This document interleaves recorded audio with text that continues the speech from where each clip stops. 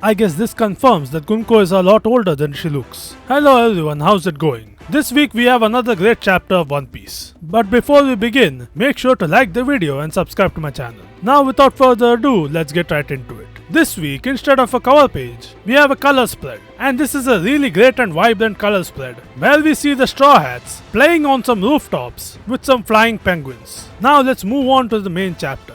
We begin this week's chapter right where we left off in the last chapter, where we see Loki replying to Rocks and the gang about his father, telling them that Harold is not on elbaf at the moment. So Rocks tells him to call his dad and tell him to come back, by telling him that his son is gravely wounded, and so he should come back right this moment. Loki of course refuses to cooperate, even going so far as to say that his father would never come back just because he is injured. Rocks takes him up on this and attacks him, in order to test out Loki's theory. After which we get a flashback to the reverie, where we find out that apparently Rocks attacked and captured 5 kings, and seemingly tried to blackmail Imu using the lives of those kings. But Imu flat out refuses to cooperate, stating that the lives of some kings are not really worth anything. Rocks doesn't really seem too taken aback by this, but he does say that the Holy Land is in a panic right now. And here we also see that Gunko has apparently been serving Imu for a very long time. And she was also most likely the person that we have seen next to Imu in all those other occasions in the past as well.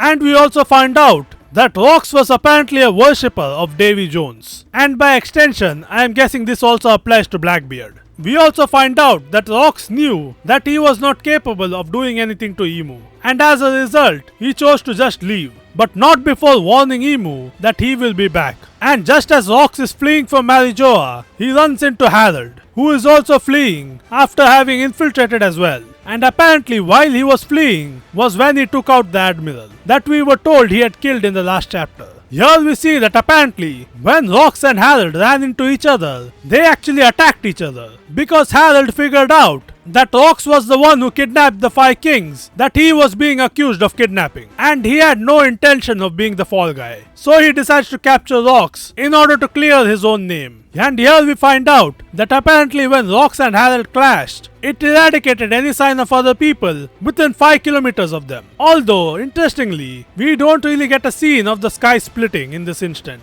So apparently, either Rocks or Harold, or maybe even both of them, were not yet as powerful as the 4 emperors. I am going to guess that most likely, Harold is the one that's lacking in this instant. And we see that after the 2 of them clashed, Rocks managed to convince Harold that they should just escape together. At which point Rocks also tells Harold that they should meet again sometime. But Harold refuses, saying that he does not consort with villains. At which point he just jumps off the red line. So I guess when you are as big as Harold, you don't really have to care about fall damage. Even Rocks is surprised that Harold jumped off. And here we also find out that the Admiral Rocks defeated earlier apparently succumbed to his injuries and passed away. And so, that plus the various other incidents that Rocks had caused on Marijoa on this day had launched his name into infamy, and his deeds had stunned the world. After which, Rocks apparently also attacked one of the ships that was taking the heavenly tribute to Marijoa and had commandeered it for himself. After which, he apparently also destroyed the gates of justice and used the ship as well as the money that he had acquired in order to kickstart his life as a pirate.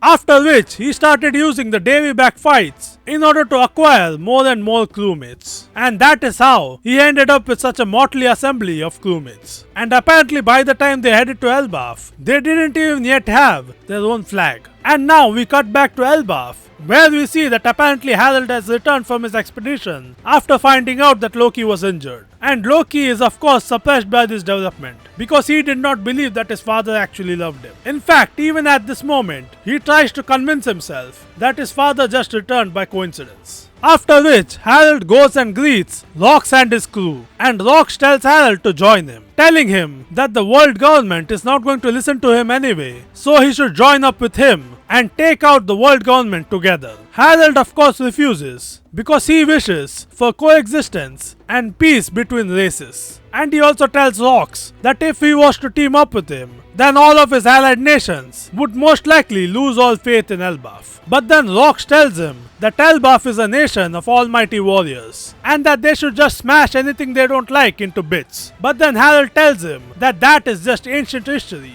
and that Elbaf is now changing. But Rocks tells him that people's nature never actually changes, and that fighting blood is in Harold's veins waiting to bubble over. After which, Harold tries to warn Rocks' crew that if they follow him, only disaster awaits them. And this is where we get an introduction to all of the current members of Rocks' crew, which includes the future Golden Lion, Shiki, who says that they don't actually follow Rocks and that they are all individuals, which means that if Rocks dies, it doesn't really affect the rest of them in any way. After him, we have Miss Bucket, or Buckingham Stussy, the original one who is the mother of Weevil and not the clone that was a part of AG0, who says that while it's true that they don't care about Rocks, his plan is very appealing to her, since it could lead to them making a lot of money. After her, we get an entirely new character called Don Marlon, who is apparently a gangster from the West Blue. And Don Marlon brings up the Fuller-led Island, also known as Pirate Island, and says that that is where a lot of countries send their hardened criminals that they are not able to hold in their own prisons. After him, we get Edward Newgate, of course the future Whitebeard himself, who continues from where Don Marlon left off by saying that the Pirate Island was supposed to be a deserted island without food,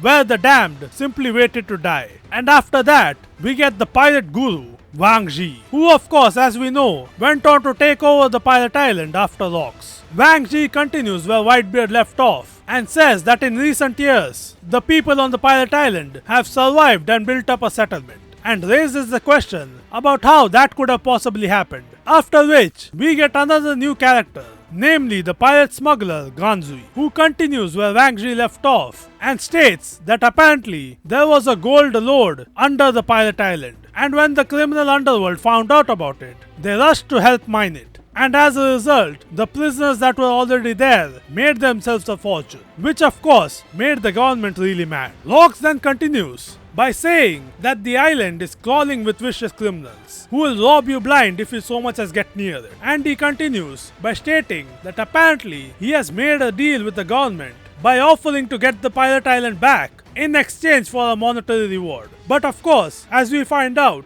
Rocks does not plan to actually give back the Pirate Island, and he instead intends to just take the government's money and then take over the Pirate Island himself. And he also says that he'll get the idiots that already live on the Pirate Island to help him build a pirate paradise. After which, he says that this is just the prologue of his life, and with that island as his base, he will wipe out the Marines and bring the Holy Land to its knees. And in the end, he will be the king of the world. And here we see that apparently this was when Loki became a fan of Rocks and decided to follow in his footsteps. But of course, Harold tells Rocks that making an enemy of the entire world is too much to handle. To which Rocks says that he can go ahead and doubt him, but sooner or later, someone's going to have to do it, and that there is no authority in the world that lasts forever. He then once again tries to recruit Harold, who of course continues to refuse. And then finally, we see that apparently 4 years after Rocks visited Elbaf, during which time Harold had apparently also ignored Rocks' invitation many times, Rocks finally carried out his plan,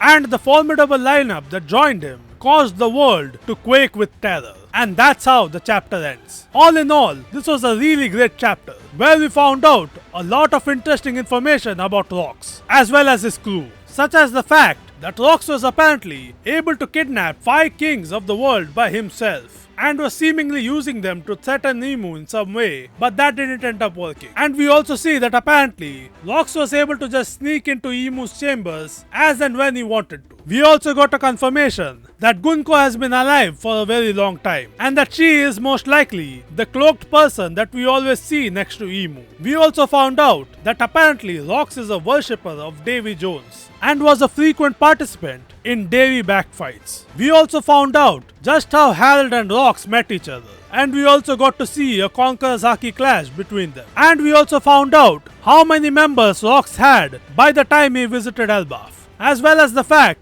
that apparently Big Mom was not an original member of the crew. And we also find out that Rocks tried to recruit Harold many times, but he outright refused to join him. And finally, we got to see the moment when Loki developed his admiration for Rocks and decided to follow in his footsteps. And with that, I am really looking forward to the next chapter, so I guess I will see you whenever that comes out. Once again, make sure to like the video and subscribe. Bye bye.